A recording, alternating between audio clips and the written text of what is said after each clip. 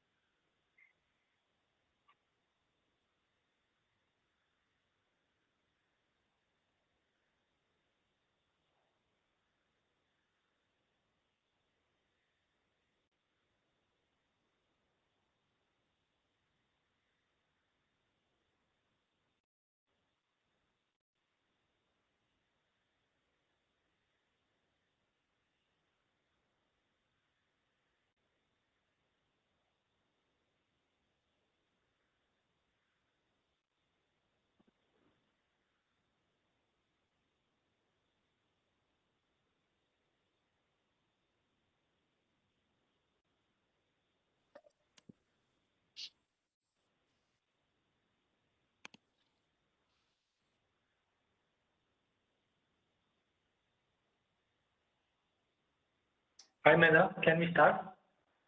Sure, sir. Okay.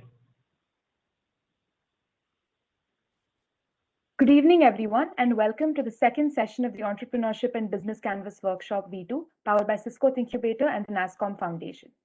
Yesterday's session on entrepreneurship and what essentially makes an entrepreneur was highly enlightening.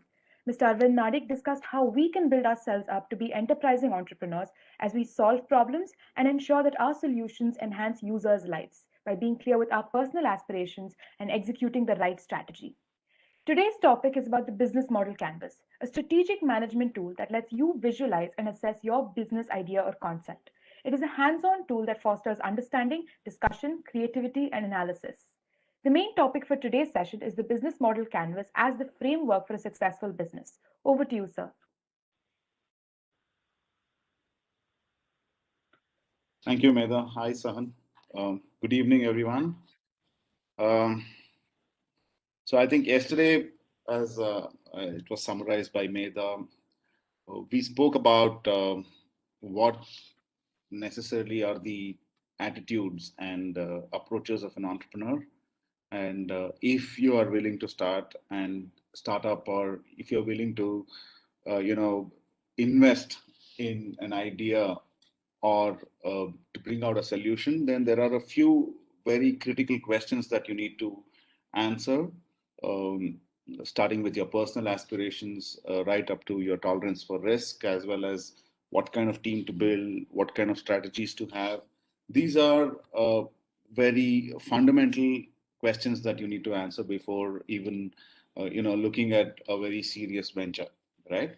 So, and also at the same point, at the same point, I would like to, tell you that it's not likely that you will get these answers as soon as you read a question about what's your personal aspiration, what do you look at. It's not that you will get an answer immediately. So these are things that something that you need to keep doing it over and over again. Have a review, at least if not every week, once in 6 months, or once in 3 months, or at the least once in a year.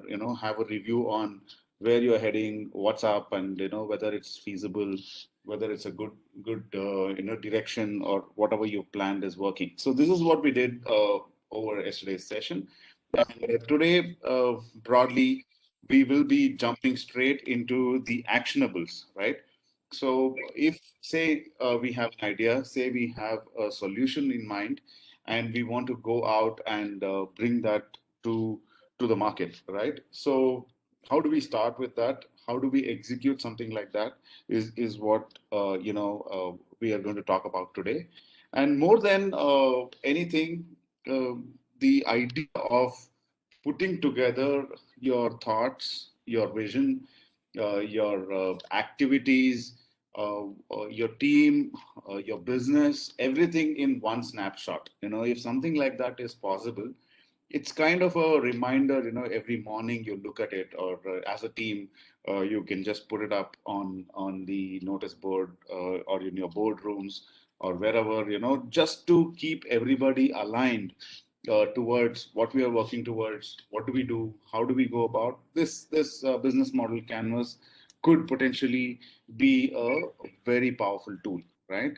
If not for the entire team, at least for the core founding team, or for the entrepreneur themselves, this could be very powerful, right? With that note, I'd like to kickstart this small session on business model generation, right? So yesterday we spoke briefly about how a particular idea should be looked at, right? It should not be looked at from the perspective of what we are trying to do, but more from the perspective of what value that we are adding to our end customer or the end user, and what is the what would you call as the uh, proposition for somebody to perceive value, right? So that's somewhere where we can get started with. So this typically, I am directly jumping into this because in my previous session, I kind of was trying to discuss on what should be filled when. So we can have a quick, a thought process around that. It's fairly logical. This is a very generic, widely accepted structure of a business model canvas, right? If you can see here, these are the elements. Almost everything regarding to a business is here, right? So first and foremost, if I were to ask you, what is it that you will fill out first? What would that be? You can drop it in your chat, or you can just speak up. What would be the first thing that you would need to fill out in this particular piece of paper?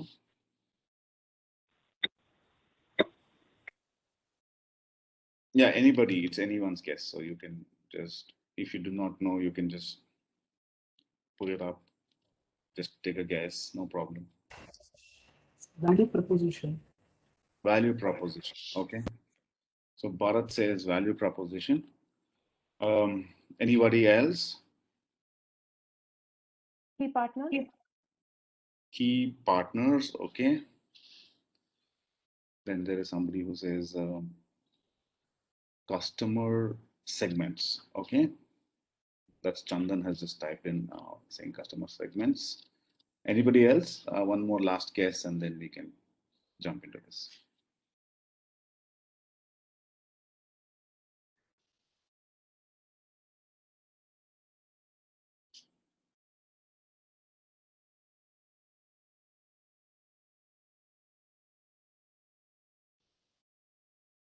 Nobody? One more guess. I want one more guess. It's okay. I mean, like, see, I want you to set you thinking. It's a very logical piece of set. And remember, I mean, like key resources. Okay, somebody said key resources. Somebody said key partners. Somebody said value proposition, and then we have customer segments. I think everything on the top, because probably that's visible on the canvas first, right? Last session, people were talking about revenue streams as one of the most important things, right? They were saying, how do we get business? Where do we start? That's the first thing that they were thinking about, right? So let me give you an example, right? Let me give you a question. Let us prepare a favorite dish for the wedding. Okay, that's my sentence. Let us prepare a favorite dish for the wedding. I'm just making it up, okay, as always. So what's the answer?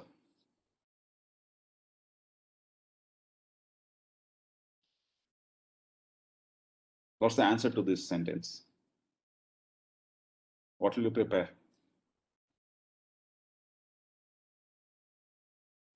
The favorite dish. So we'll have to find out what that favorite dish is. Okay. What that favorite dish is. Okay. Then how do you find out that? By asking the person. Asking the consumers. The person, right? The people yeah. who will be eating, Yeah. that base The of people who people. will be eating. So who in this whole sheet, who's what will you fill first then?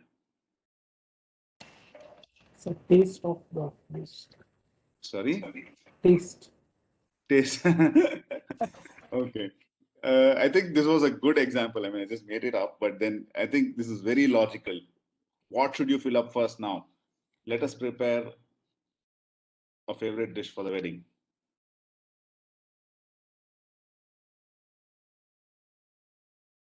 Don't know? Come on. Like what is it that we fill up first now? You must, in that answer, what is the answer for that question? I think Mani pointed out something. We need to ask Because we're asking, is it customer segments? Like, are we trying to find out how the target audience thinks about it? Obviously, right? So if you know who's visiting your wedding, and not your wedding, I mean someone's wedding, and you are planning their wedding, and then you want to prepare a special dish for whom, right? So not relationship, customer relationship is not the answer. For whom? So you need to first know who are the people who are attending the wedding, right? First, so customer segments. And then you already know that you are into catering, you are into making good food. That already is clear. Similarly, when you are setting out to start the business model canvas, please remember you already know what problem you're trying to solve. Okay, you already know that, and you have some idea of your solution, right? That means you have completed your design thinking process, either through the process or crudely or just by gut feel or by chance, I don't know what, but you have something with you as a solution. Remember that, right? You already are there. If you are not yet there, then you have to work backwards, go back to those previous slides that we were talking about, or in your previous sessions that you had on design thinking and customer empathy and defining the problem. So it's kind of very important for you to be able to define what you are trying to do. So my sentence, let's prepare a favorite dish for the wedding, is a definition in many ways, right? But it's not a complete definition, but you at least know for a fact that you're not making cars, or you're not making electronic devices, or you're not making something else, not building software, but you're actually cooking good food, right? That much is absolutely clear. Now, the first and foremost thing, whenever you talk of business model canvas, is to know who is the end beneficiary of the solution. In other words, who is your customer, right? This is a business model canvas. Therefore, we use the word customer, right? When we talk of design thinking, when we talk of empathy, we say end user, right? So who is actually benefiting from this, right? So that's the end user. Most likely, if not, if not always, uh, the end user is typically the customer, right? But there are examples which I can give you today. And these are very intricate things. I'm not trying to complicate this for you, but these are very important, intricate things that you need to remember before you go out and take your product to the market first time, because we don't have the ability to make 10,000 favorite dishes, right? If it's a huge wedding and you have 2,000 people coming, then you don't really figure out, make 10,000 different dishes, right? So customer segments is the first and foremost thing that you need to fill out, right? And yesterday, in fact, there was a clue. I mean, when we left yesterday's session, I'd asked you to fill it out, right? I don't know if you people did it, and my guess is you haven't, because otherwise everybody should have started with saying customer segments, because I started with that. I gave you a small little assignment last evening to write down the customer segments for the business that you're doing.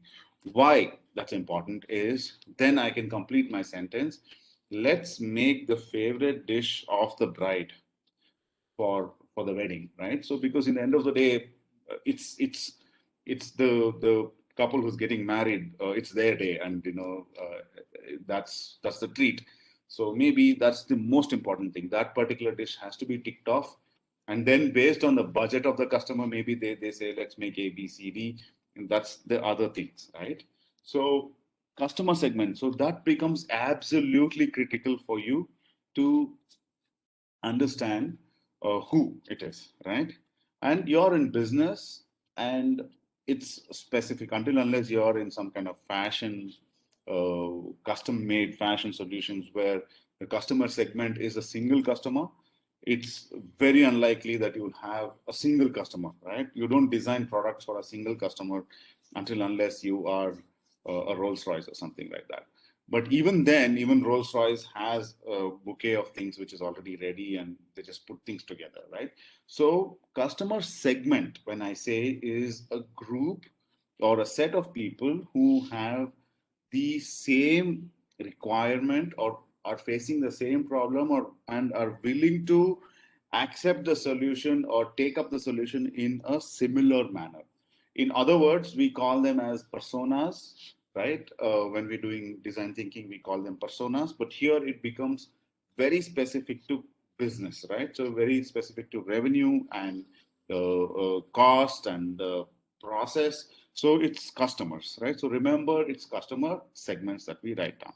Is that clear, everyone? So the first and foremost thing that you would do is do a customer segment. So what I want you to do right now also is maybe hold up a piece of paper or if you have access to a computer, then maybe open up an Excel sheet or a Google sheet or something like that, where I don't want necessarily in this particular structure. If you can download this particular thing and you can write it on a, print it out and write it also, that's left to you. But at least I want you to open a piece of paper or an Excel sheet and then type out 1, 2, 3 customer segments that you have in one column. Just put some points down. What are the customer segments? So now the question is very clearly, why will I have segments, right? Don't I have a single customer, right? So at this point, if somebody would like to talk about one of their businesses or business ideas that they have that they're ready to take, then maybe we'll try and identify 1 or 2 or 3 customer segments for their particular venture, right? So that you will get clarity on why we say segments and not segment, right? So please, anybody could probably give some thought process. If not, I'll create a business model and assume a business, right? So what is a customer segment for you or for your business, or what is your business solution, right?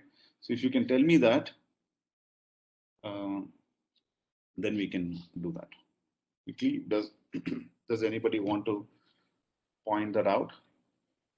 We need to move quickly today because there's, as you can see, 1, 2, 3, 4, so many, 9 of them that we need to cover, and so that you can go back and prepare yourself today, right? So, anybody?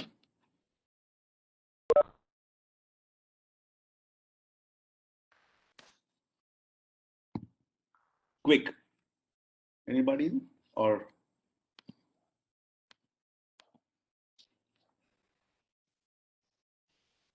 for whom are we creating value?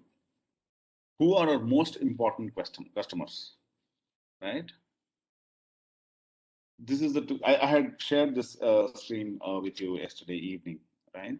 So is there, you can just name, at least give me a business and I will pick it up. Otherwise I'll have to pick up my own business and talk about it, right?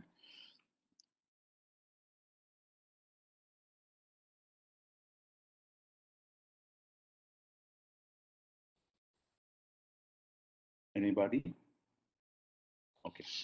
So let's say we are talking of education, right? This particular workshop, for instance, right? So we are talking about education. This is not a paid workshop, but if it were, then my customer segments as an education company would be classified broadly as one, the individual attending students, right? So that is a registration-based workshop model where I, involve directly with the students, right? So here my customer segments are engineering college students who are interested in technology, right? And if it was a specific training program on AI or embedded systems, then I would go further to say that maybe second and third year engineering students of electronics and communication or of computer science. That's my customer segment. So then everything revolves around that. For whom we are creating value? We are creating value for them, right? Then I know very clearly what should I do. One of the foremost things that I see for them is how to differentiate this workshop, right? So customer segments represent different groups. If separate segments, if there is a need to justify a distinct offer. What I mean by that is, if I go out and say that it's a certification program, right? That's a very distinct offer. Because you're a student, you might very well be interested in a certificate, right? So that's certification. Then they are reached to different distribution channels. So now how do I reach different distribution channels? If I have to promote this workshop to you, I use the social media or I use student ambassadors or I use your college notice board. These are all different distribution channels through which I can reach out to you, right? So that's not necessarily distribution channels, they are marketing channels. But then if it was a social media where you can register and pay, then it becomes a complete distribution channel for me, right? The other way of reaching the students is through the college itself, right? So then I go and treat the college as a distribution channel for myself. Still, the customer segment is the student, but the distribution channel is very distinctly uh, through the college only. So then it will be a joint certificate issued with the college and uh, with my company or with somebody with NASCOM. We partner, not NASCOM, but we partner with somebody that is the college, and we issue a joint certificate. I'm just talking about one value proposition that we can give you is a certificate, right? So the distribution channel is the college.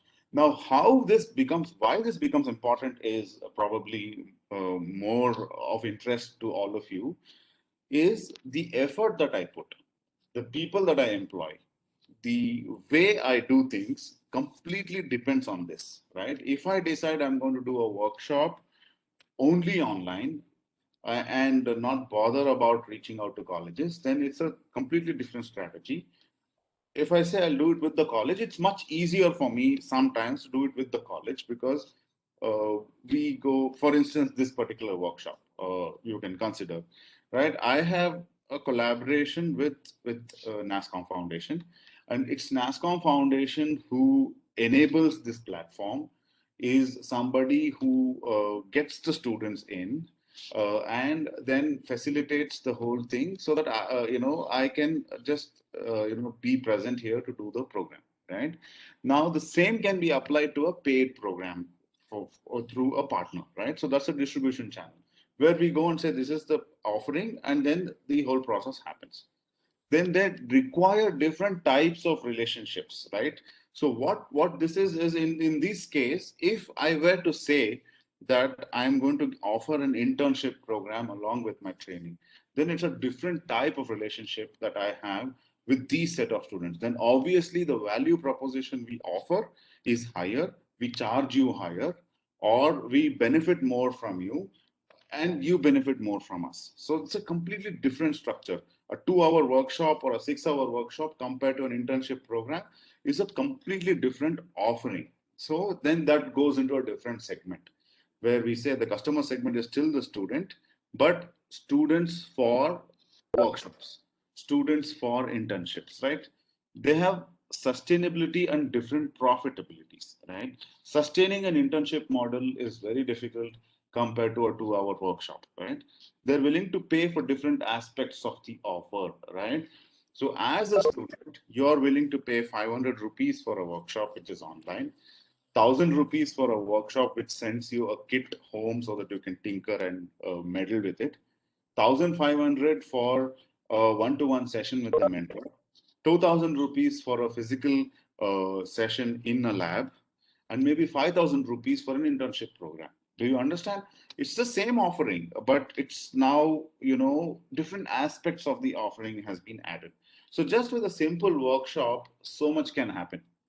Now the point is, when you write customer segments, you go out and say who are our most important customers. You write that first, you list down these different customer segments, and then you say who are our important customers, right? So my customer segment can also sometimes vary, where the college will come and say, I'll get you the students, you don't worry, you just be prepared for this workshop. So then my customer itself is the college. Now how many students I get is not my problem. So I then go out and strike a deal with the university saying that I'll help them get placed, right? So because that's a much larger value proposition for the college. I hope you people are following what I'm trying to say. I'm maybe I should open a Google, fill it out, then you'll get an idea. But then what I'm trying to say is, let me go to the next slide. That's when we can probably get this more structured. So did you understand? These are my customer segments. Then I talk to somebody like NASCOM. Then the NASCOM says, let's partner. at a larger level where you design the curriculum, you do the website, you do the whole thing. That's a completely different offering. The solution itself is changing. Please remember. So then I would strongly recommend you to put that out separately, completely separately, right? Because in a customer segment, you can have a single product, you can have multiple product, or you can have a combination solution. You should be very careful while listing this down. I'll tell you why. I'll tell you why. As we build this, this becomes very important because as a startup, we will have wonderful ideas. Okay, let me build a biggest education company in the world, but you will not have the resources to do it.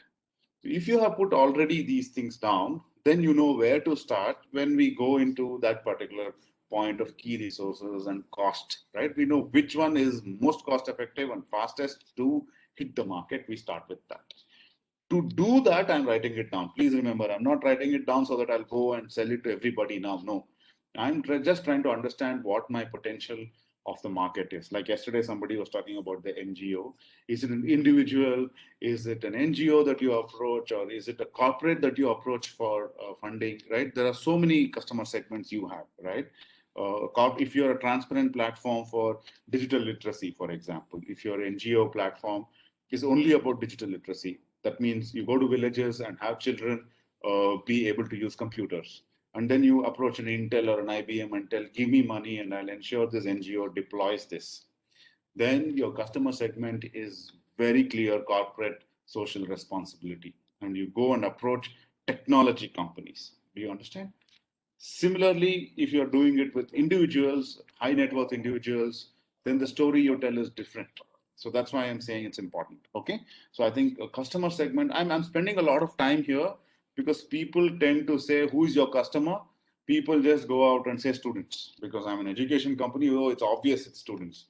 Things don't work that way. Obviously, somebody who's trying to learn from you is a given. That's a layman knowledge. That's not going to help you sell better. It's just going to it's common knowledge, right? But what's going to help me sell better is if I tie up with NASCOM.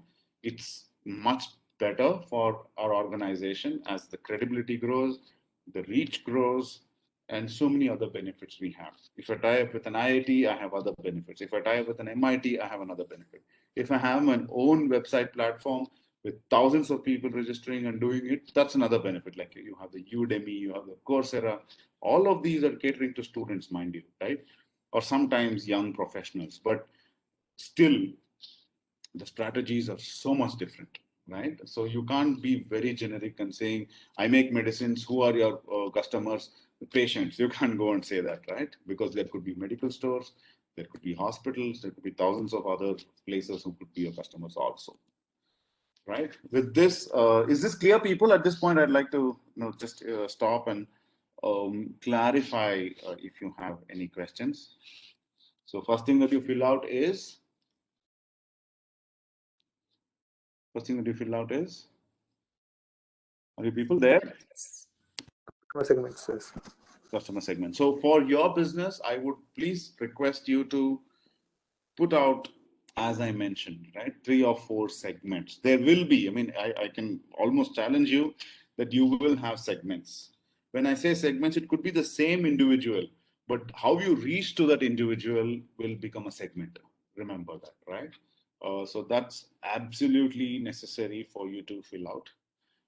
And then only you will be able to go to the next step. So I would urge you to do that now as I speak, because I keep speaking. And once you've got the point, please try to convert that into something meaningful in your project. Otherwise, it becomes a purely theoretical session. Then we will not be able to do justice in tomorrow's session, right? Tomorrow's session, I would expect to you to share the small. Don't worry about the aesthetics or what you have written. A small slide with me, maybe on the WhatsApp. You can just take a photograph of what you've jotted down. We can then refine it, right, with your questions. Like, you're stuck here. You do not know why or how much profit we can make, right? In the end of the day, the end goal is revenue streams and cost structure, right? In the end of the day, everything boils down to numbers. and numbers that you can predict, right? If you are in such a position, if you can predict for the next 2 months or 3 months, then you are in business. If you're not able to do that, then you're still gambling, right? So all these top columns will help you get to the bottom two in the end, where you know the revenue streams absolutely well. And if you get a $1 revenue, you know how much profit you're making, right? Because your cost structure is in place, what we call as unit economics. Is this clear, people? So with this, now I'm going to, jump this. I'm going to go to the next most important slide, probably the most important slide of today's session, what we call as value prop, right? Value proposition is the reason why a customer would want to associate with your product or solution or your organization. As simple as that. If that is not there, then whatever you do is meaningless. And that's the first sentence I've written here. The value proposition is the reason why customers turn to one company over other. It solves customer problem or satisfies a customer's need. Very, very clear, right? So you need to be able to articulate this with no confusion either to yourself or your team. You can't go and say, for instance, right? I don't know if you read the article that I shared with you yesterday. In that, there is one part where the author says, you can't go out and say that I'm going to build a company in entertainment, right? You're a tent manufacturing company, and you go and say I'm going to be in leisure and holiday segment, because that could be hundreds of businesses. If you go out and say high performance gear for adventure sports, that is the focus of the company, and then the value proposition is already mentioned in that. It is a high performance gear, right? High performance is the key. So you know that you can use this for hiking, you can use this for probably snorkeling or something like that. It's high performance. It's not just a wind cheater jacket which you wear and go for a jog. No, you're talking about high performance gears, right? If you can define that in your business definition of what you're doing, then it's better, right? As LI2, right? We don't just go and say we do workshops. We are very specifically focused on deep technology, and we work with only those topics, right? And myself, I don't do deep technology workshops myself because I am not equipped to do that, and I come and do these fun stuff of entrepreneurship simply because I have some experience, or so people perceive that I have some experience to share. But then generally as an organization, we are focused. We started with robotics, then we moved into AI and embedded systems, then we moved into AI and machine vision and stuff like that. So it's very clear that we are in deep tech, right? We don't do workshops which are not that, right? So that's the focus of the organization. So similarly, you need to be very clear. So now, what do you mean by value proposition? Each value proposition, remember, there's not just one, there's not just two, but there could be hundreds of value props that you could offer, right? And they contain a set of products or services that caters to the requirement of a particular customer segment, right? So now it gets complicated. This particular sheet may not be enough for you to fill out, right? So this sheet should be replicated for every customer segment. That is what it means actually. But then, that's for a business which is fairly large. This is for you to just jot down points. Maybe you have two customer segments. We will focus on that and just write down the relationship and the value proposition, and then the relationships and all of that later, right? So here I would like to kind of, let you know that for every segment, the value proposition will vary. And the reason why the value proposition, the reason because the value propositions vary, they become a different customer segment. Actually, that's how it works. The value proposition is aggregator or aggregation or bundle of benefits that a company offers to customers. Some value propositions may be innovative and represent a disruptive offer, but others may be similar to existing market. So that's also very important, right? Why this point is, if we are selling a pen as we spoke, right, you don't have to, your value proposition need not be that it has a flashing light. People get carried away. I think yesterday we had one of the participants who was talking about machine learning based solutions for hearing speech aid. I thought it was a little bit of a stretch, until unless if we had done, I have not done the research, so pardon me for passing an opinion on the project. But generally, I mean, like from a layman perspective, I feel that it was an overkill to look at deep tech solutions for probably a simpler problems, until unless we are very clear about the segmentation. The segmentation was hearing and speech aid, hearing and speech impaired people, right? That's very broad. That's like almost everybody who's got the problem, right? But then if you say people who are employed or people who are already working to help them communicate better, then maybe I can relate. But everybody who can't hear and speak properly cannot be your customer base. Impossible. So that's what I'm trying to point out. Be more specific, be more focused. Eventually, we lead to what we call as value perception. So value proposition, we move towards value perception, right? So at this point, if you people have any questions or doubts, please do let me know. I'd like to just for a second give you a breather on any question on value proposition or any question on customer segments at this point related to your project. You can type in or you can ask me at this point. I'll give you about 2 to 3 minutes to kind of gather your thoughts around these 2 points.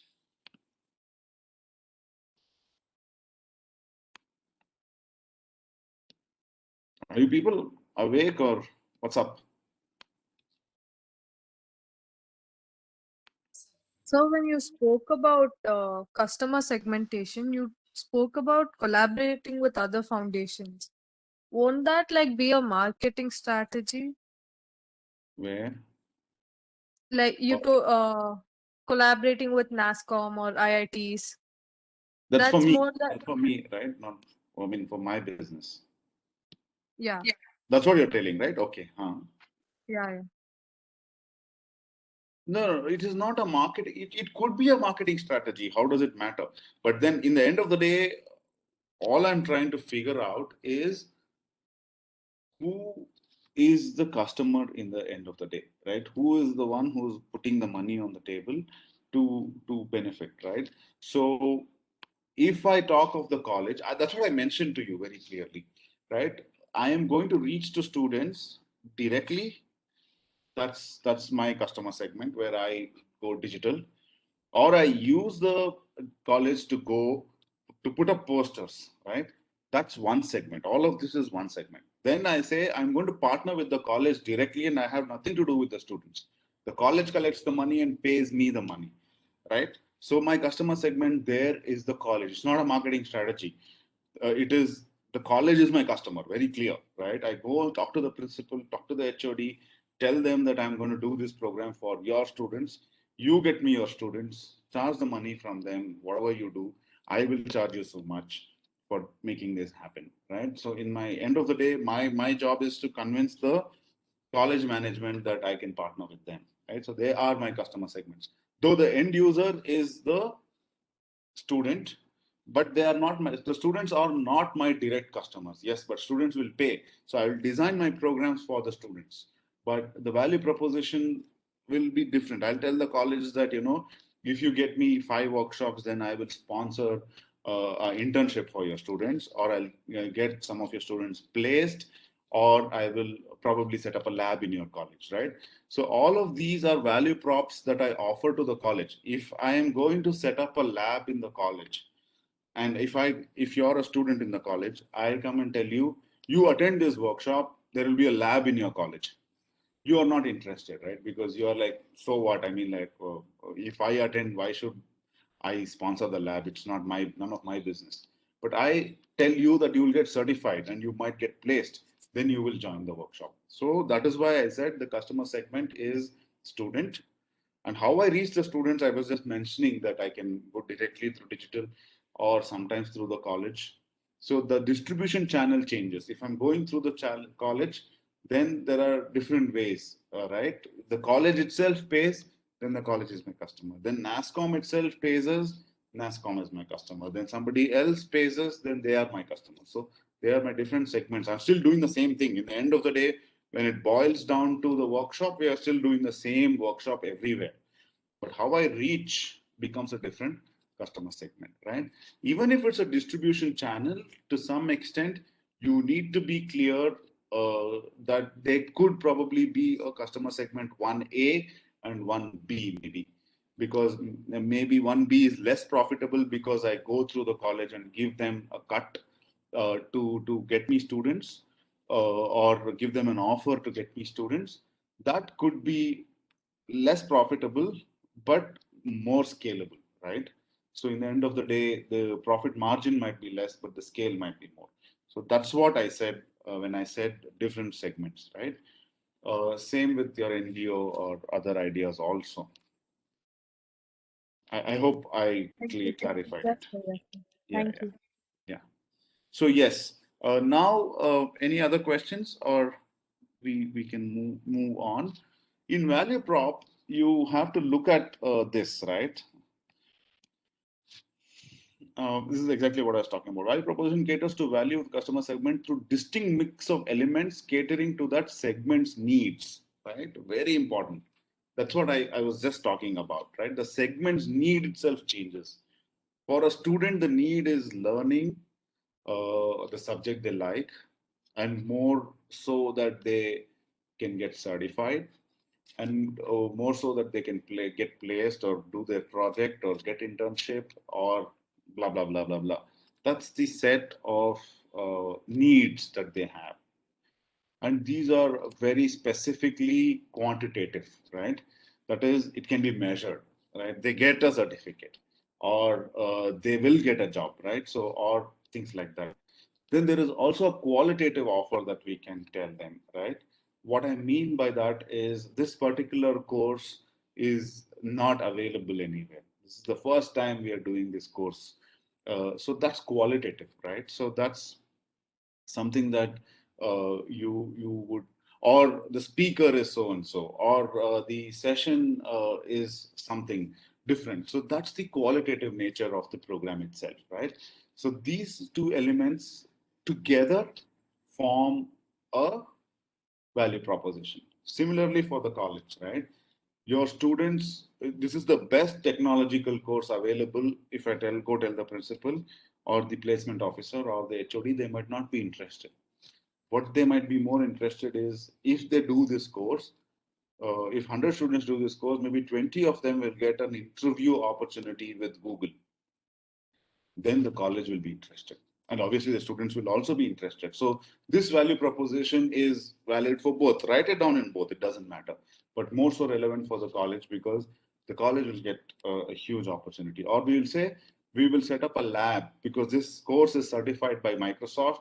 And if 100 students do this, then Microsoft will be interested to set up a center of excellence in your college. That's a huge value proposition for the college, right? So this is how we identify that needs.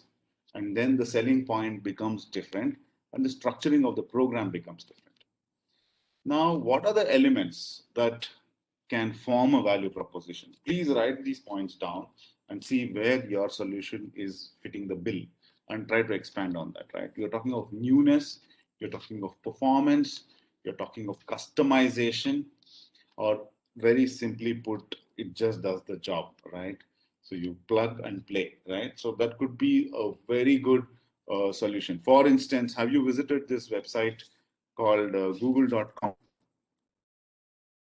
Yes or no?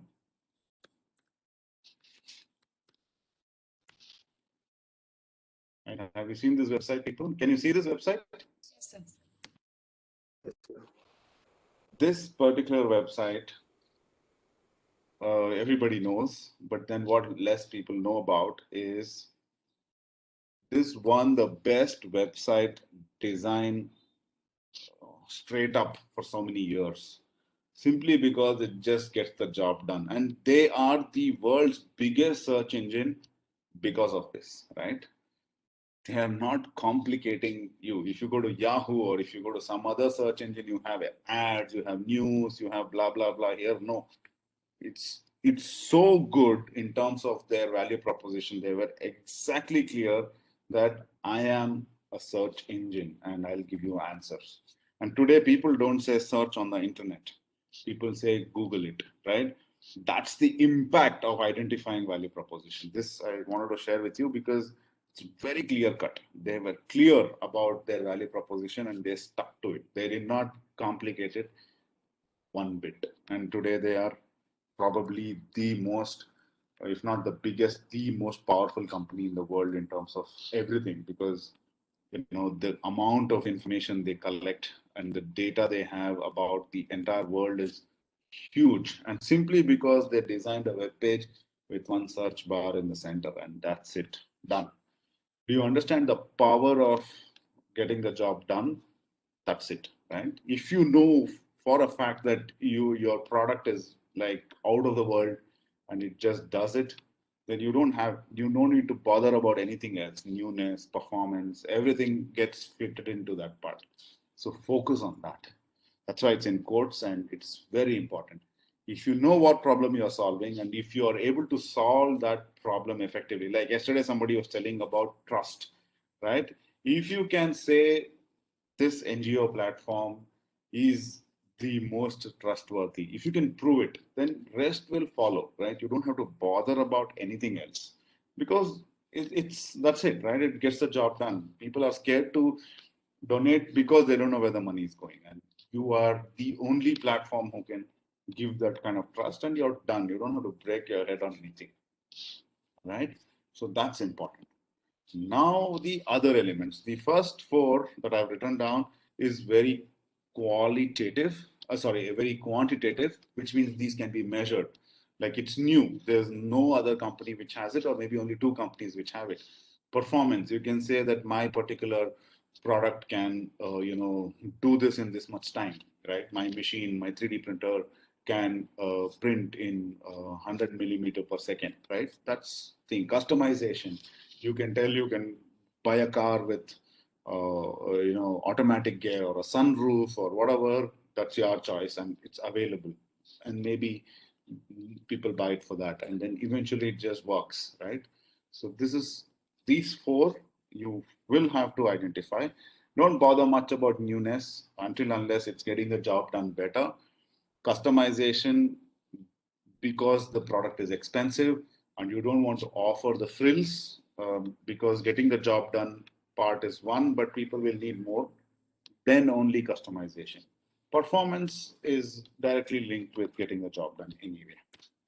So now you can then revolve around value props of design, brand, status. What I mean by status, right? Please understand brand and status go very well together, right? So that's why for me, NASCOM is a customer segment, right? Or for us as an organization, because it's not easy to work with a Cisco or work with a NASCOM to cater to the entire country, right? So associating with them for 5 years on, strategizing and kind of building out the entire incubator framework is a matter of status and brand for our organization or for the entire incubator as a brand itself.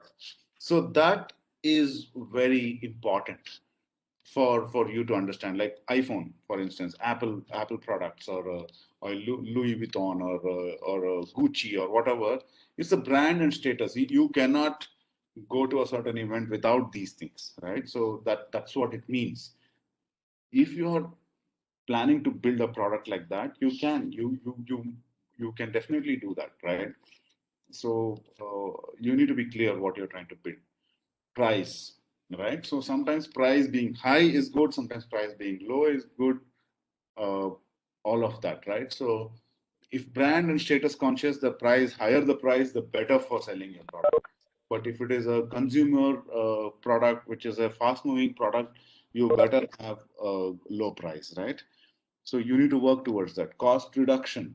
What I mean by cost reduction is if the customer buys your product as vis-a-vis the product that they were buying before, they save money. Risk reduction, right? So maybe your software is so good that it doesn't crash, or whatever. It's very clear. Accessibility becomes very important. Convenience and usability becomes very important.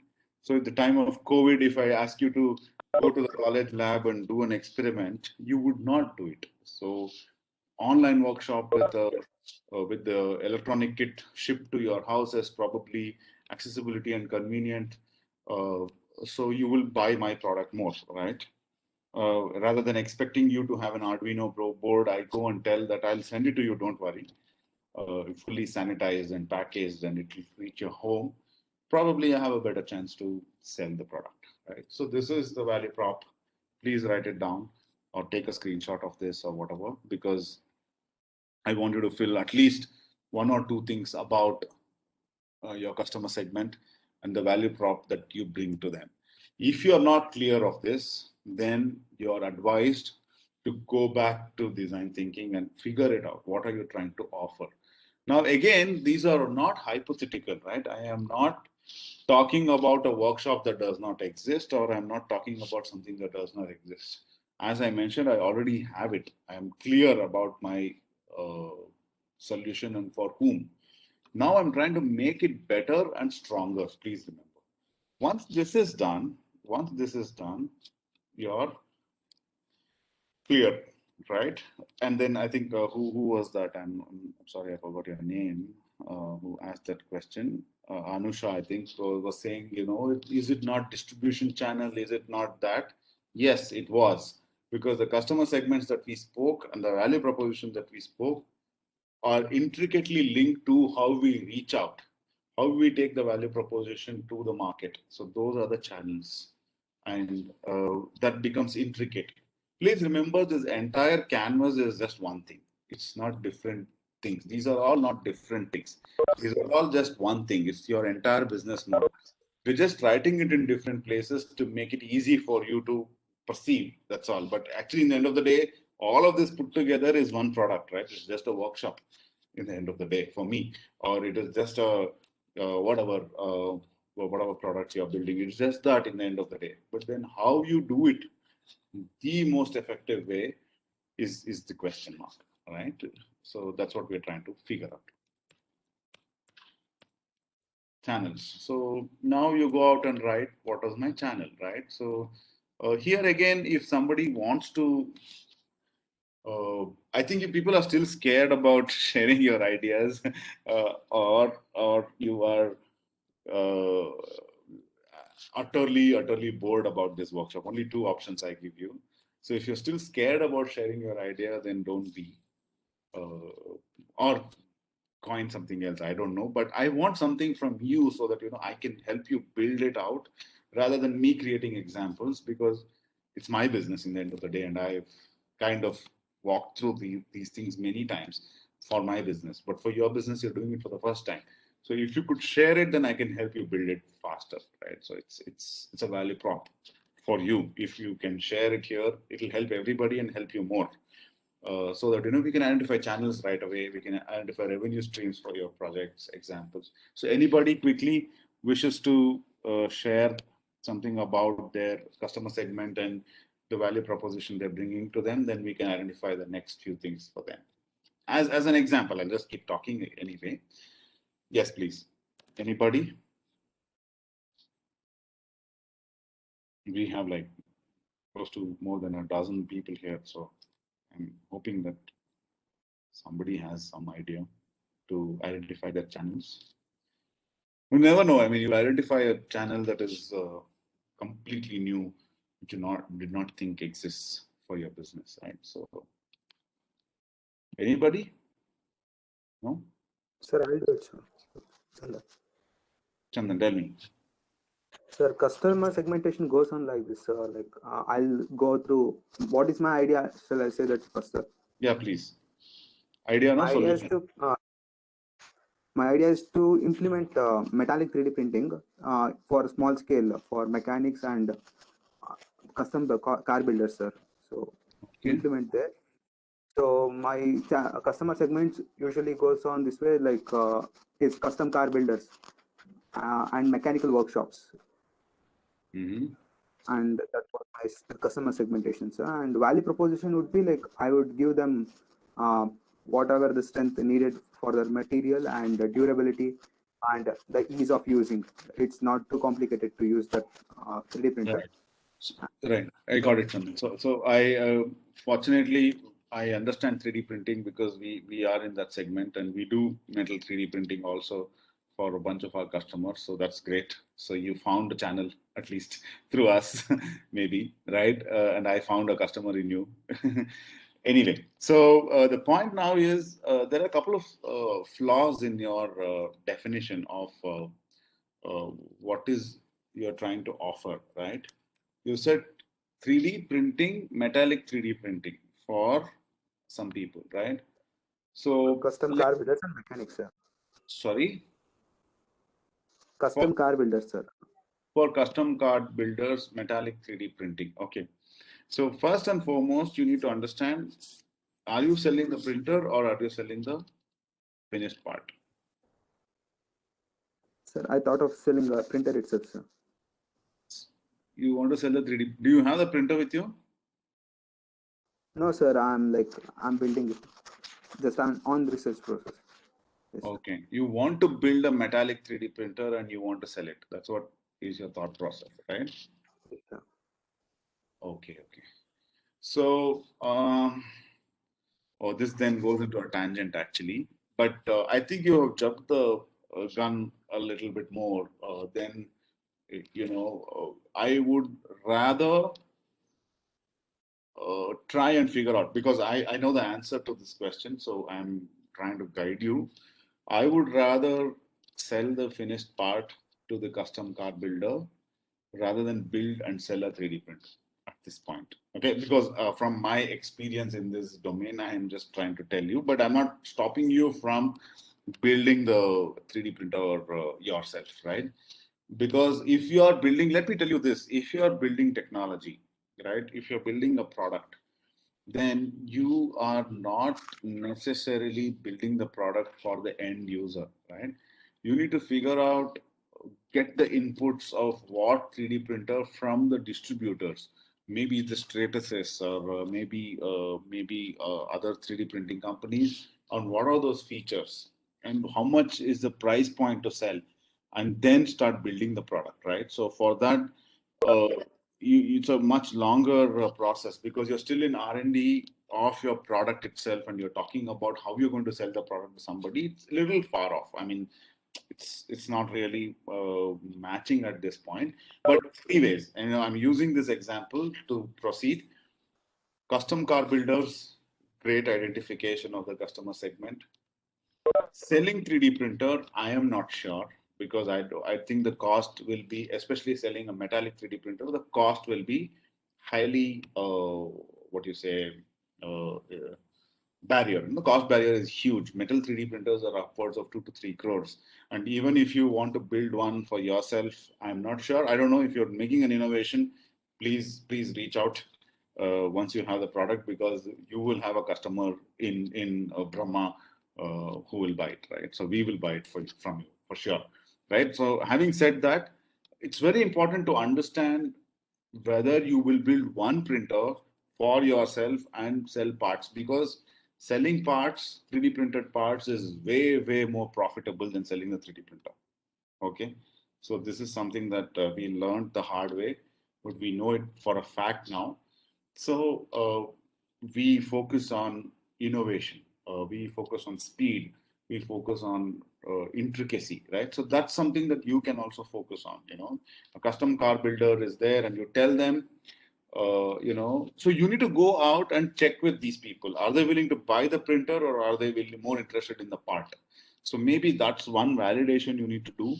Have two segments of the same customer One customer segment will be people who are willing, maybe or Dilip Chabria or you maybe Race Dynamics or somebody who would be interested to buy the 3D printer itself. And there are so many other custom car builders who might be just interested in getting the fenders out or getting the spoilers out or the skirtings or whatever machine parts you want to just buy it from, right? So I would start from there. And then I will identify the channels. How do I reach to them, right? So for you, the channel for this particular example, you need to go and identify how will you get these mechanics reach out to you, right?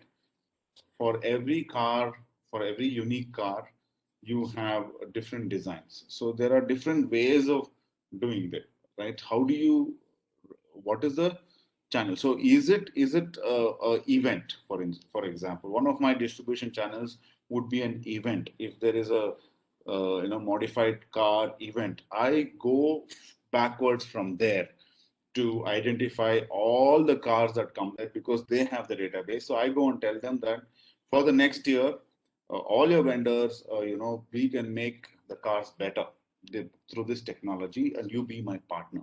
So that is a channel, right? That is how you raise awareness among customers, right? Help evaluate company's value proposition. What is your value proposition? You wrote the value proposition of the 3D printer, right? The value proposition of 3D printers over conventional manufacturing is what you have written, which is awareness to the customer. It is not your value proposition because the technology offers that. If you're building a printer, then your value proposition should be against another printer that exists in the market, right?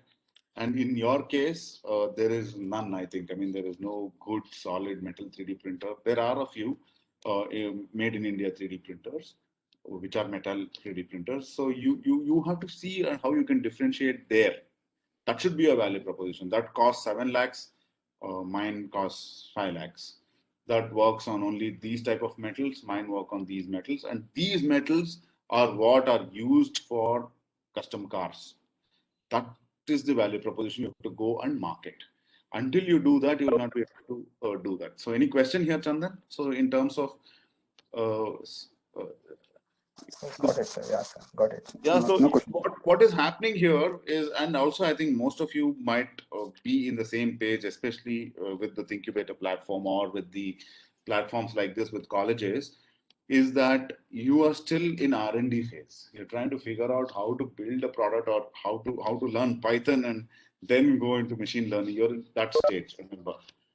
And then you are talking about a $1 billion venture, which is fine, which is nice academic exercise, but you need to be aware that it is an academic exercise. Similarly for you, Chandan, my point of advice is, yes, I'm building a 3D printer right now. So your focus right now is going to be who is going to fund it, how I'm going to build the product, and what are the features that needs to be in my product, right? That should be your thought process, and that's how you build the business. So you don't, because you are not even close to selling the machine, but you can still work with your customers. For instance, if there is somebody who's willing to put half the money, if you can pull off a 3D printer with them, maybe a customized car manufacturer or a mechanic company, like I mentioned, there are so many. They might be interested in collaborating with you jointly to to build this product. If you have, that is assuming that you have the skills, assuming that you have the technology with you, right? That's an assumption I'm making. I'm giving the benefit of the doubt to you. And if you are that, then there you need to start. Your entire business model canvas starts to how do you build the product and how do you generate revenue for that, right? So you focus on that first. Then you go and whom to sell. And if your customer is already your partner, then nothing like it, because the opportunity to scale that business is much bigger, right? And if I were you, right? If I were you, I would not even go out and build a 3D printer completely. I'll first go out to these mechanics, do the same thing, and tell them that which part do you want? I will get it for you, right?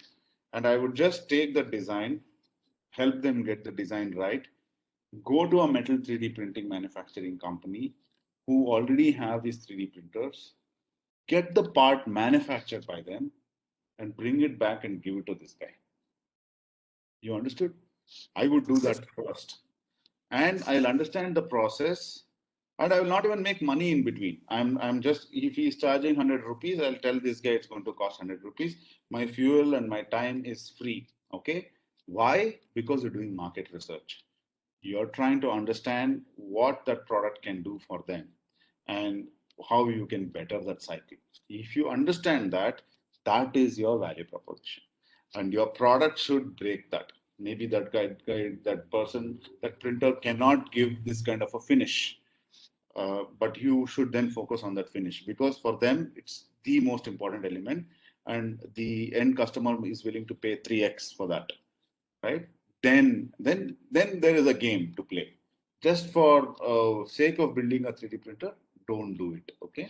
So I mean, I'm just digressing, but then it's very important for you to understand, when you talk of channels, when you talk of value proposition, you understand that the value proposition is not about, if somebody is talking of NGO, your value proposition is not that I will take money from somebody who's willing to donate and give it to somebody who needs it. That is not your value proposition, right? That's the job of uh, donations and NGOs to do that. That is the job of it. Like, similarly, he says, I'm building a 3D printer and that's my value proposition. Or it can print fast, it can do this. But they're all the features of a 3D printer is what you mentioned. That's not going to be value proposition. Those are features of any generic product. Value proposition is something even more specific. Okay. So just get into that. Delivering value proposition to the customer is what I was talking about. First, figure out if you do this exchange 3-4 times, you'll see the cost and then maybe figure out the process, right? Providing post-purchase customer support. So that could be the channel that you will have to build and figure out, right? So these are the customer channels that you need to see. So as I mentioned here, this might be a little too far-fetched for all of you anyway. So oops. The important thing most of us will be stuck with is awareness. How do we raise awareness about our company's products and services? I think all of you were asking the same question yesterday, right? How do I reach out to the market? What do I do? So this will be direct and indirect. And at this stage, I strongly recommend you to be direct, right? Very important. That is, you go out there, you have your own sales force to do the awareness about your product and not engage with partners or somebody who's not directly involved in your business. That is, if you are promoting your NGO platform, you do it through your digital platforms or through your web ads or online ads, or you go take your brochures and meet companies. You don't go and partner with somebody and say, you cannot also, but if you have the opportunity, you should not do it initially because you will not get the learning, right? Because what is important is to get awareness. The second one is uh, evaluation, right? So that's what I was talking to Chandan about, evaluation. First of all, whether they need a 3D printer or whether they need the part. In the end of the day, what do they need? They need the part, right? Similarly, if I have to put money in an NGO, what do I need to know? The job gets done. I'm not interested in what kind of job, right? Whether you're helping a child or whether you're helping somebody else. In most cases, when I donate, I don't think about a particular cause, right? I see, okay, this probably will have the maximum impact, so let me donate, right? So that evaluation is very important. So then there are other channels that you need to understand. How will the money reach you? How will the product reach them? And once it reaches them, are they using it properly and is it satisfactory? All of these 5 things are very important. because sometimes the cost of purchase will be very high for the customer, or the cost of acquisition of the customer would be very high for you in certain cases. So, for instance, if I have to do digital, if I have to do a workshop online, it's extremely expensive for us to do an online workshop. It might seem, cheap, but it is not, because I have to run ads, and then blah blah blah. There will be dropouts, there will be registrations, and there will be 1,000 registrations, and 2 people turn up. All of these issues will be there because nobody pays upfront sometimes, right? So they'll decide to pay just before the event and things like that. A lot of issues will be there. Whereas if I'm doing it through a partner who commits that on this day this is the fees, and you just be there and it will happen, it's much easier for me. So the cost of purchase would be the cost of customer acquisition would be cheaper in certain cases. You need to identify that.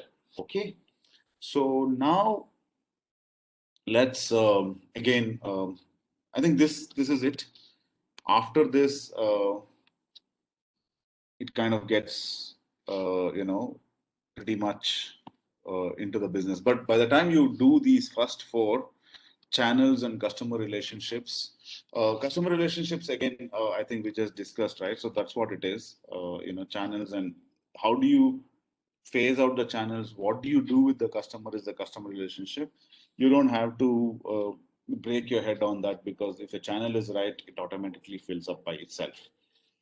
Okay, so with this, these four blocks is what you will be filling out first, and then we talk about revenue and key activities and partnerships quickly. But then at this point, what is your questions? Do you have anything that you want to know at this point, or I can probably give it a little break, and we can then go. So I will touch upon these points below in the next 15-20 minutes: revenue streams, key resources, key activities, key partnerships, and cost structures. But these become relevant only and only if these four on top, at least the first one and two, is very clear, right? If not three and four, at least one and two. What are the customer segments and what is the value proposition? And how will you reach out to them is also probably important. 1, 2, 3, if you have it clear, then we can talk about these things. So what I would urge you to do is try to get as much as possible jotted down for tomorrow, these points, and then we can go into these revenue streams, key resources, and activities, which also you can jot down. But I will, because see, the problem with cost structure or a revenue stream is highly specific to your problems or your solutions or your business, right? I can't be specific about it. I can't be generic about it because it's not possible, right? Revenue streams vary differently, but I can just give you pointers. So at this point, any questions, people? So that I can jump into the So, like, can you give one example regarding this, like, 3 points? Like, I have an idea about the night vision glasses for truck drivers, so I that can't they hear you, can. sorry. Hello? You have an idea for? Night vision glasses for the truck drivers, so that they can save from accidents. So, like, it's just an idea. I've not done any brainstorming over there. So, like, can you like give me an example? Like, what should I do? Like, Okay, you first told and it would foremost. go for 3 points, first 3 points. So, like, So first can and you foremost, I got the point. So the first and foremost, again, I'm assuming that you have the product with you. Okay, for a minute, I don't know if you have the product. Are you planning to build the customer, build those glasses, or are you trying to market it? No, I will build it because like the problem is what happening in the market is the night vision glasses are very costly. So like the Right. normal drivers can't afford to buy it. So like I want to make some glasses of some material that would be cheaper to them and they can have a use Wait, for wait, it. wait, wait, wait, wait, Satyam, one second, one second. Yeah. You want to make some glass with some material, you said, okay? Yeah, actually, I have not found a material which I should use for that, which is cheaper. Exactly. So Yeah, this is the fundamental problem, right? You cannot assume, right? I'm sorry, but if I have to mentor in my mentorship session, I will want to look at the first sentence, and that's it, right? You have assumed a problem, and you are assuming the solution also. Both are happening here, which is fine. I mean, it's fine to build a canvas on this. I don't have a problem, but to be able to build a night vision glass of a certain material, which is low cost also. There are three value propositions you're talking about. One is a functional value proposition. The second one is a performance value proposition. That's the cost value proposition. Without having the necessary, what you say, ecosystem with you, right? What I mean by necessary ecosystem is the key partners and the key resources that we talk of is does not exist, right? So let me get into that. So let me use this to. Uh, are you able to see the slide, people? yes, sir. Yes, you can. Yeah, yes, sir. Okay. Okay. Okay. Good. Yes. So here,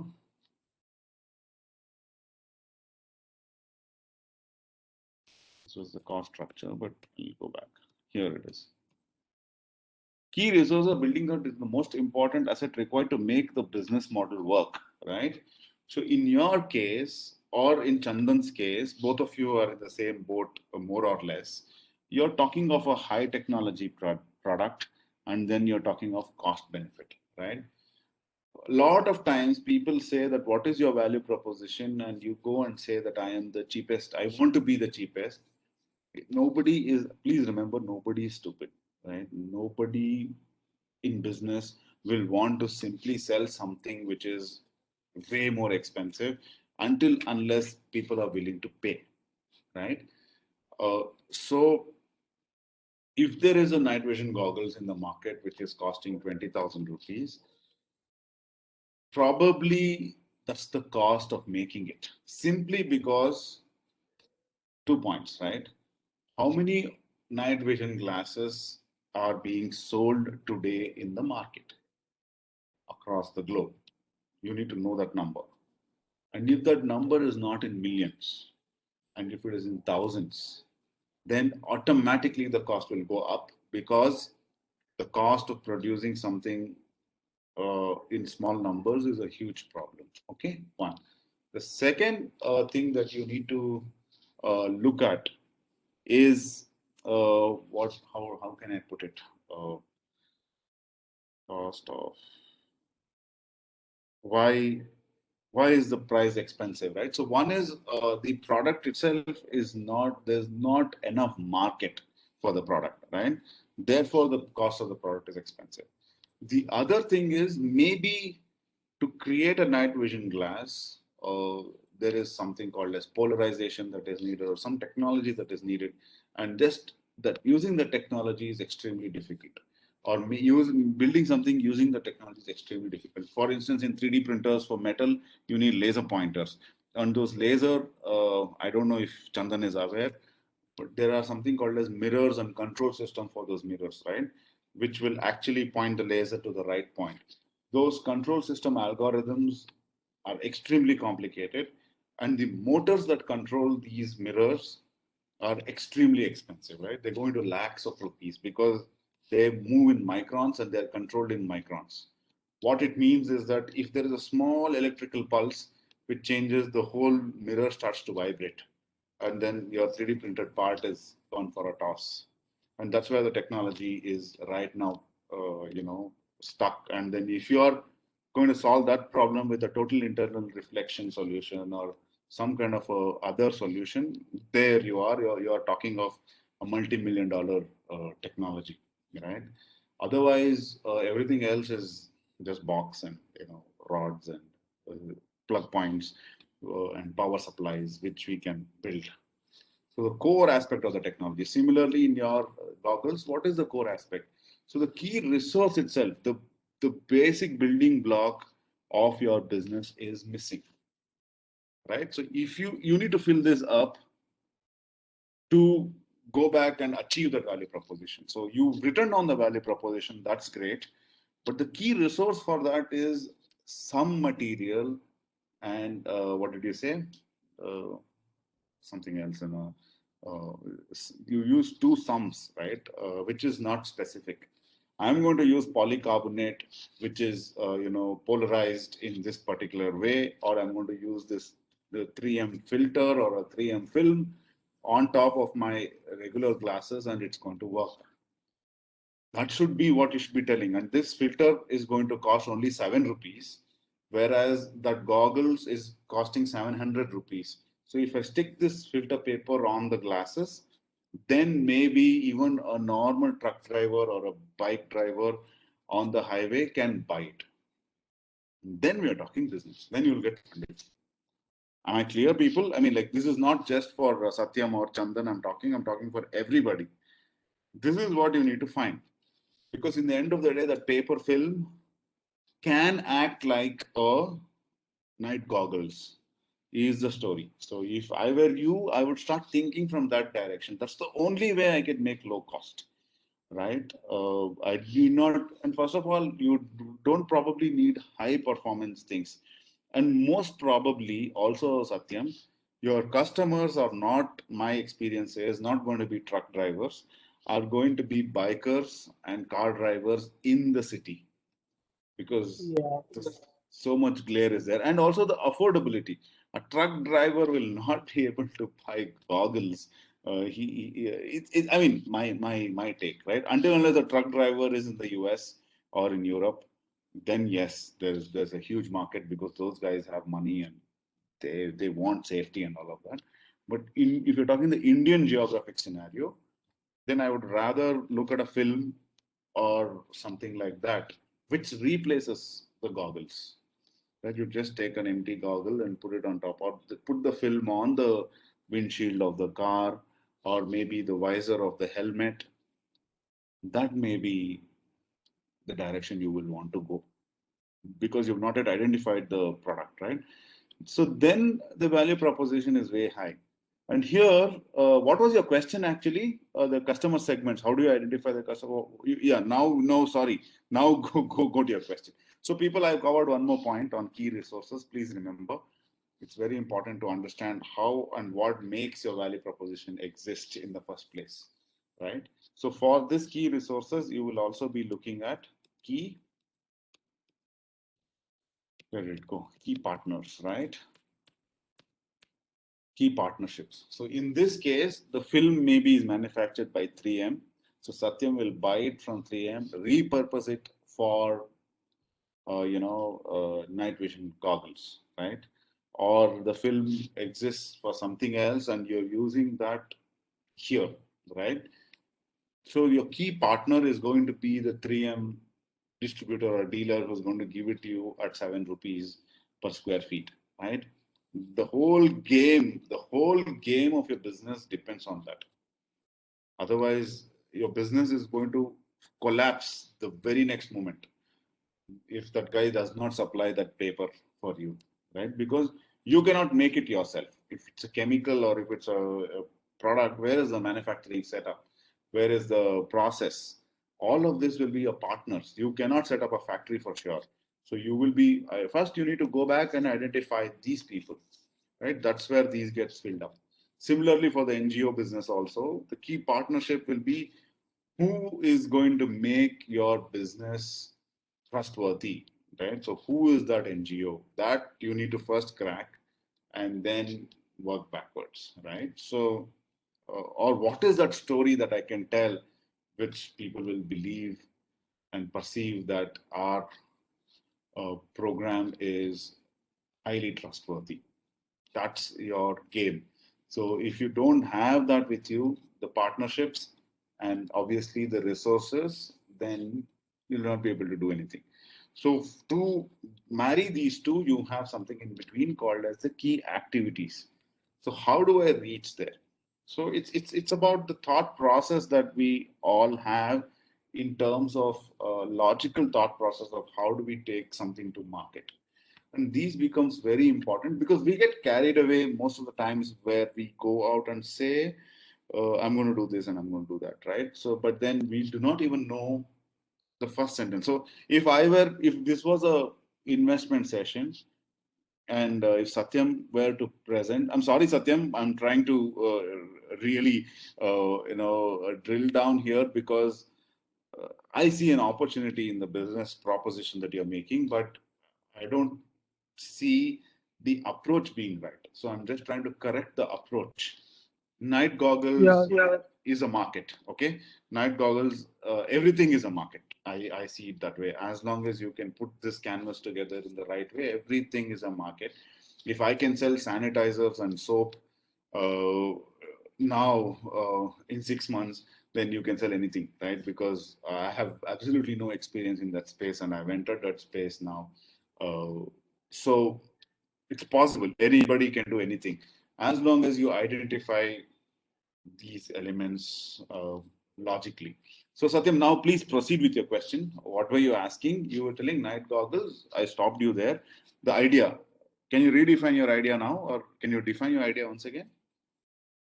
actually, my idea was that only that the night vision goggles, but main concept was mine the to replace the material. Correct. Okay. Actually, Why? Why? My question is why?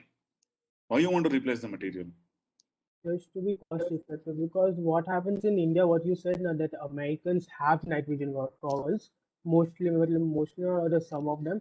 But what happens with India is that they are not aware of what Mm. is this technology, how we can use, is it cheaper, is it like a comfortable, or is it like safe? So like Mm. that thing I should target on. And firstly, like Right. what you said, like I have to build the building block. So like yeah, I have Exactly. to So find you need what to first exactly the understand. product. So you can you tell me your value proposition is cost effectiveness? Am I right? Yeah, Uh, by replacing the technology itself or by replacing the material, which is essentially replacing technology, because in your case it's a glass piece of glass. yeah, If yeah, you're yeah, replacing yeah. that, you replace the technology and the material, everything, right? So you have made some fundamental assumptions saying that awareness is not there and things like that. But still, assuming that you have found the film for a minute, whom do you think is your customer segment? Now let us, who is your biggest customer segment? My biggest customer will be like the drivers only, because like mostly they are the people who are like 24 Drivers hours means? driving night and day. Huh. Like truck drivers, car drivers, the bikers, the persons, See, also the that's what persons it's like yeah, you saying, Satyam, it's like you saying, or me saying that my customers are students itself, right? yeah, Then I'll not be able to go anywhere. Student is can be first standard also, can be high school also, can be engineering also, or can be something. So now you say truck drivers. Yes, that's a car little bit of. drivers, yeah, truck drivers, Yes, I mean, trailers, I think and I we think can I had also a. go for Wait a second, wait. Somebody had a chat. I think that was. Yes, who is this? Shiva Datta. You say Ola and Uber. That's a very, very strong point actually he's trying to make. And I was just trying to go there. Because if you have your Swiggies and Zomatos and Olas and Ubers who have their drivers, right? They would want to create a differentiator, right? They would want to go out and tell in the market that my drivers are safe even at night because I am giving them these special goggles which helps them see well in rain and in night and in darkness, right? There, that is the story, right? So that is the value proposition you can bring to your customer. So your customer is not the truck driver or not the driver themselves, but your one of the segments, huge segment you can focus on is a fleet, right? You can fleet management systems, right? Like your Olas and Ubers and Zomatos and Swiggies have how many riders, and for them they have funds for CSR, they have funds for these kind of innovative marketing funds. So they will treat this under a marketing budget. They will not treat this under procurement. You understand? So this is what I mean. Like that's a. I don't know if Shiva Datta was trying to point at that, but then I thought that was a great insight in trying to identify the channel, because your whole business will change now, right? You will make one sale, but you will sell 20,000 goggles one shot, right? I would want to focus in that direction, right? So maybe I will even go one step further to make a helmet with with the visor which has your thing, and sell the helmet itself to Ola and Uber, sorry, to Zomato and Swiggy, right? I'm just giving you thoughts. These are the channels how you can reach your customers, and that's the segment. So your customer segment is still drivers, but what drivers? Ola drivers, Uber drivers. That's something that might be, uh, you know, something that you should look at, right? Now, let's okay. So Satyam, you can proceed. You can proceed with your points. So I can then finish off the bottom set at least with your example, so that tomorrow we can proceed further. Yes, go ahead. What else? Uh, uh, like that's what I was like. Till now, I'm like researching only on that. I'm on the R&D part only. Like Mm-hmm. exactly what you said, like the film part. Like yeah, I got one idea of that also. If we can use that film part also, like we can also put on the windshields. Like if some cars and they want film on their windshields also, we can interact with that. Then we can go to the car market also, the car industries. So like we Wonderful. can I think. collaborate with them Uh, also. yeah, I think it's a good business actually. To be very honest with you, but then what is missing in your whole thing is your key The main block. resources. Yeah. The main block, the there's no heart to the system. The engine does not exist, right? So Yeah. for that, you need to look at key resources, and you need to look at key partners. So maybe for you right now, the identifying the key partners, identifying the key resources will be extremely important. So maybe talking to some material science professors, doing Yeah. some research Actually, about. I am from material science also. Like I am a Very nice. student of the material science, SMST. Which uni- which I was university? Where are you from? IIT BHU. IDBHU. Okay, great. Yeah. So, Whatever. it's a very valid thought process. So, but then I would go into materials maybe at a stage when once you are already understanding the direction you want to take the product into, right? So, if you can source something, repackage it and push it out, and parallelly start continuing your research in terms of making that product yourself, because you might get a film for say 100 feet of a roll of film for maybe 10,000 rupees, and you have to just laser cut it and put it on a polycarbonate glasses and sell it for 1,000 rupees, right? The polycarbonate glass might cost you 150 bucks from the market if you buy it in bulk. And then I'm just trying to think from a businessman perspective, right? And then the film 3M films, already anti-glare films, right, might be already available in the market. You just have to take it, you have to run it through a laser cutter, which will cost you about 4 or 5 rupees per glass. And then the film for that size might cost you about, even on the higher side, might cost you 100 bucks. So you put all of these three together in nice little box, your cost is about 200 to 240 rupees from where I can guess. It's guesswork. So you can go out and say, this is a special night goggle. I'll give it to you for 700, 750 rupees for all your fleet, right?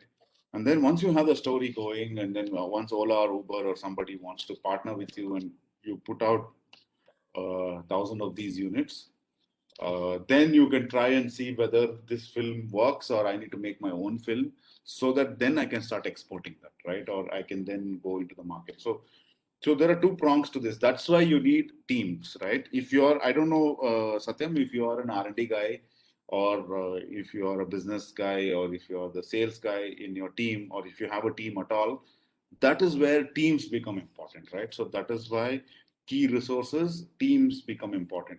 If you are an R&D person, you sit back, you be the CTO of your organization, continue your research to make that product. But until then, your market testing can be done on somebody else's research.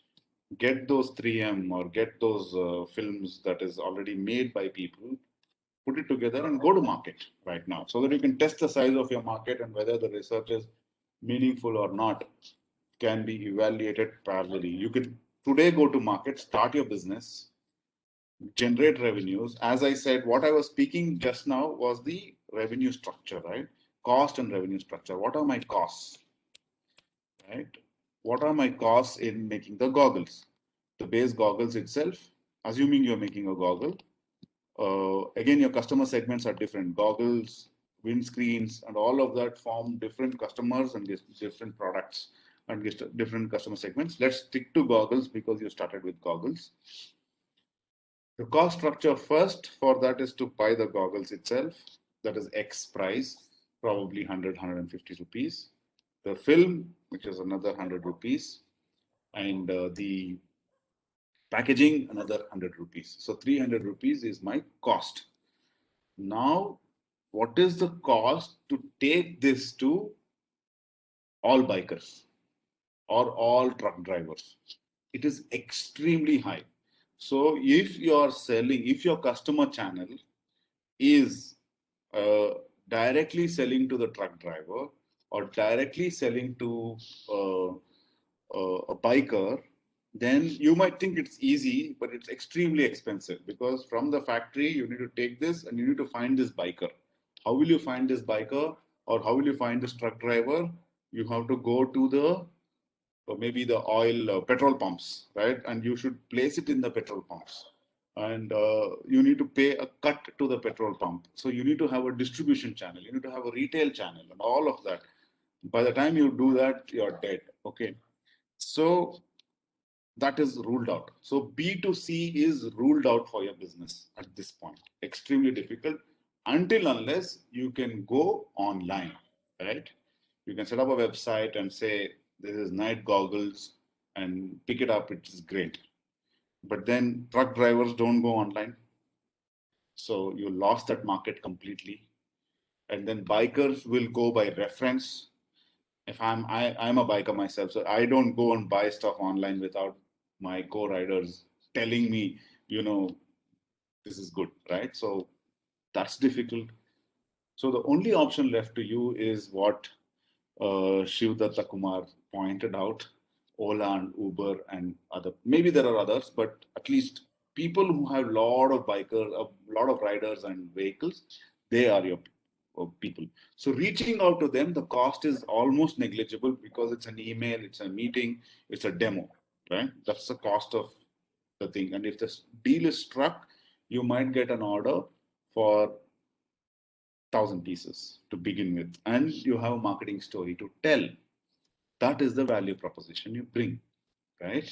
You go and tell Ola and Uber that this is if your drivers wear this, they are safer and your vehicles are safer, and therefore your riders and your customers will feel safe. So you can now project your brand as the safest night cab to take, right?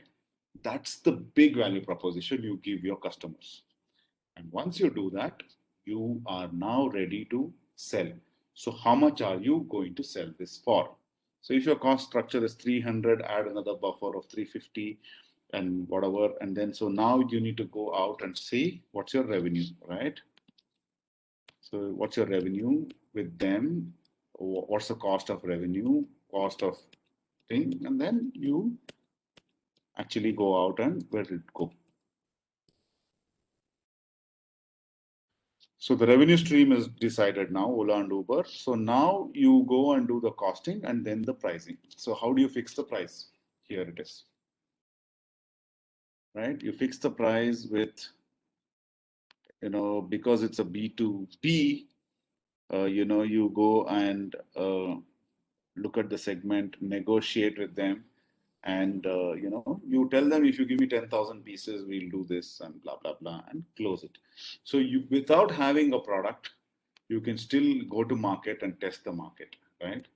So my business model canvas for you is done, and this is exactly what I will do until unless I have something else which is meaningful.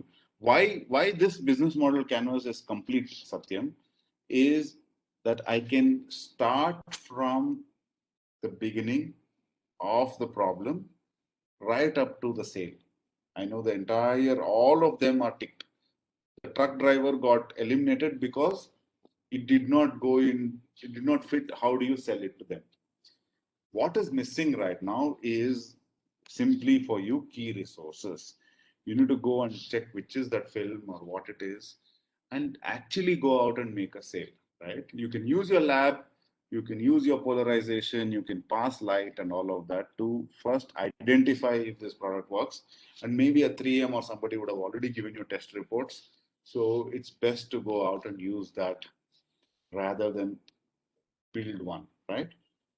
This is for testing. So maybe one of your teammates can do that. And if you are an R&D guy, you continue with this. And only then you're talking about business. Otherwise, if it's just for your PhD or if it is just for your patent, then you proceed with your research. I don't have any problems. But my take is on the business, right? This is a business model canvas. Then you need to have a two-pronged strategy. One is to fund your key resources, that is the R&D program in your company. So that has to be funded by sales. So for that, you use a partner, key partner, maybe a 3M or somebody, to supply the product to you in a much lower price, or repackage it and sell it. Is that clear? This is how the business canvas gets built. And mind you, whatever I spoke is assumption, right? And for your case, for everybody's case, it should not be assumption, it should be on the ground. And to fill out a canvas, it might take you 5 days, 10 days, 1 month, 2 months, doesn't matter. Work should not stop.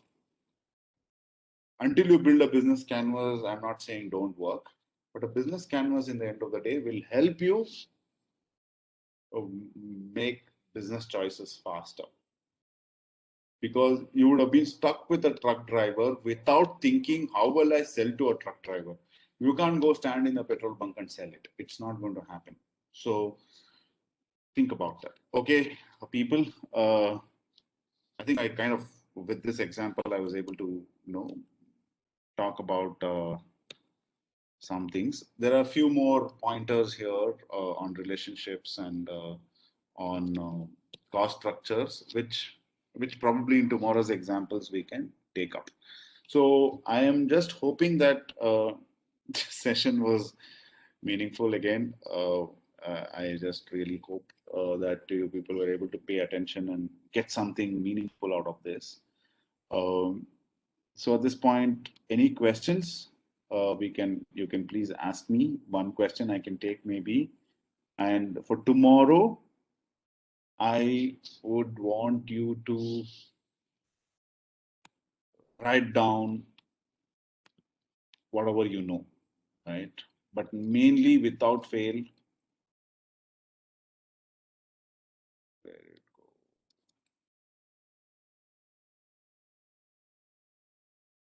Where did it go?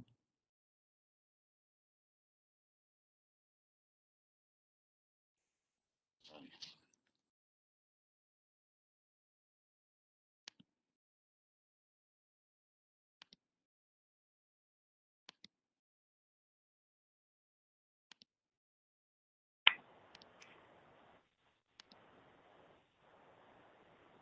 Take these, do it in this format if you wish, right?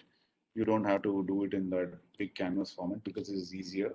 Just write customer segment on the top of an Excel sheet, write down those things, write down your value propositions, write down the channels, key resources. And then if you know about your cost structure, please write. Cost is important for me, revenue is not important. Revenue is, we'll figure it out. Cost is extremely, extremely important. Because if you know your cost, only then you can price your product. Otherwise, you will not be able to price. Like Satyam was telling, some material to bring the cost down is not going to help you do business, because that some material might be 10,000 rupees or 1 rupee. I don't know. So you cannot do business. If your cost and unit economics has to be very, very clear. What I mean by unit economics, we will talk about tomorrow. Yes. Any questions, people? And for tomorrow, put these things down, and maybe in the WhatsApp group you can send a screenshot of this or a photo of this during the session tomorrow, so that I'll project it and we will talk. But it's very important that you do it, or at least speak up like what Satyam spoke or what Chandan spoke in tomorrow's session, so that we can help you build your business canvas better. And along with that, we can also do some tidbits on certain things about entrepreneurship and business in terms of funding and setup of the company and all of that. We can talk about it tomorrow, specific to your problem statement and your thing. All right.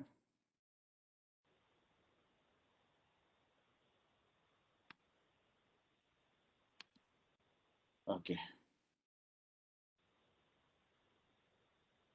Yes. Anybody else? Any questions, people?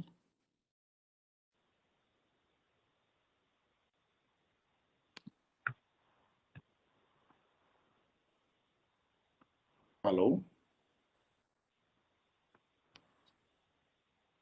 Was it was it helpful?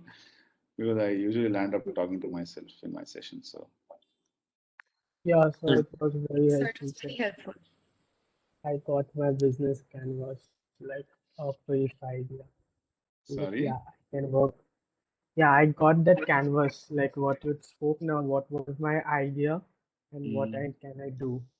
yeah. So, like what can I Because improve actually? yes, because in the end of the day, Sayam, I thought your name is Satyam actually. Okay, Sayam, So it's so is that you're a Jain, so you understand business, right? So, I'm generalizing here by going by surname, but if you're talking of business, right? For everybody, it is. You need to be extremely, extremely clear that I don't have fanciful ideas in my head, right? You need to be very clear who is going to pay and why. And you need to first go and test it. You cannot just be saying, oh, he's my customer, truck driver is my customer, and he will buy or she will buy is not going to work until unless you make that sale. In business, that's extremely important, right? You can't sit on assumptions, and you can't especially go out and build products, expensive products like a 3D printer or a material science project, without understanding that there is a market, without understanding that there is a customer who's willing to pay X amount of money. That money is very important. Are they willing to pay for the goggles 100 rupees or 1,000 rupees? Really determines the way you play out your entire business itself, right? So that's why I said, if your product is not ready, doesn't mean you cannot go to market. Chandan, Sayam, all of you, right? If you don't have a 3D printer, doesn't mean you cannot work with a 3D customer who needs these things. You can still get it from somewhere and do the process for the sake of learning, for the sake of revenue generation, and for the sake of building that one value proposition which is going to make your company stand out from your competition. So do that. There are ways. Even if you don't have a product, you can sell it. So that's how it is, right? So you need to be like not necessarily street smart, but you need to be very clear about the problem you're trying to solve, right? The problem you're trying to solve is night goggles. So whether it's your research project or if it is somebody else's research project, how does it matter? As long as you're solving the problem. So start solving the problem and then build a business around it, right? So with that, I would like to end the session, right? So that's it. So there was one session for me when I had to take a class on op amp. This is about 8-9 years ago, and I'm a mechanical engineer. And at those days, I did not know what an op amp is, and my trainer had to drop out, and I was there. So I went on stage, and then I said, I drew the op-amp on the board and said, how many of you are electronic students here? There were about 7 in the classroom. Then I told them, can you list down the properties of an op-amp and how it works? So each one of them came and wrote one and put out the diagram and went, and my class was finished. So I don't have the product, same like Sayam or Chandan. I don't have the product with me, but then the problem that I wanted to solve was teach about op-amp. Whether I teach it or somebody else teaches it doesn't matter, as long as the problem is solved. So think from that perspective and you will be able to scale faster, right? You don't get stuck with my product or my technology. No, problem solving is important. And as long as you're within the realm of that thing, you should and must do it. And that's the role of an entrepreneur. Yes, people. With that, I think my job is done.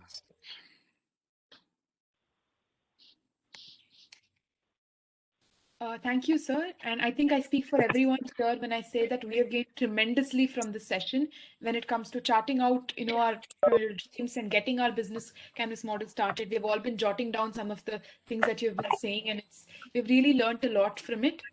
I would like to thank the Cisco Incubator team and the NASCOM Foundation for giving us this opportunity. Thank you to Arvind Nadik, sir, again for your valuable time and this insightful session. We're all looking forward to tomorrow's session, so please do join at 6 p.m. for the third session in the Entrepreneurship and Business Canvas workshop. Thank you for joining us. Thank you. Thank you all. So we will Thank you, meet sir. tomorrow then. So if you have any doubt or question, like I have put out the WhatsApp group link, so please join that group and update if you have any questions directed to Arvind and all. So you can talk offline also. Okay. So bye guys. Okay, sir. See you tomorrow then. Thank you, sir. Yeah, Thank thank you, sir.